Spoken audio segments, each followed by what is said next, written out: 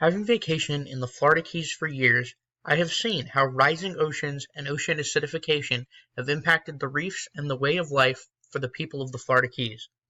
Specific threats to the Florida Keys come from ocean acidification, which is caused by an increase in the ocean's temperature, which in turn affects the coral reefs of the Florida Keys. This affects tourism, the primary livelihood of those living in the Keys. Additionally, rising sea levels threaten not only coral reefs but the islands of the Florida Keys as well, as many are at increasing risk of severe flooding and loss of land. The Keys are vulnerable because the people who live there depend on the reefs for their livelihoods, and any negative effects on the reefs, like ocean acidification, will impact the ability for the people who live there to thrive. Additionally, rising sea levels endanger the ability for people to live on the islands of the Florida Keys. Forecasts of environmental change show continued rising sea levels and ocean acidification, putting the Keys in increased danger.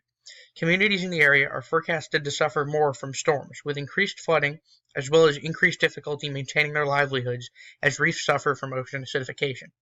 Solutions can be difficult due to the expense and difficulty of preserving ocean life and the island communities under threat. However, there are numerous solutions being worked on today. In terms of legislation, increased reef protection should help reduce the human impact of overfishing and direct damage to the reefs. Lastly, raising the level of the islands of the Florida Keys and building sea barricades are all being considered and constructed to save the islands from rising sea levels.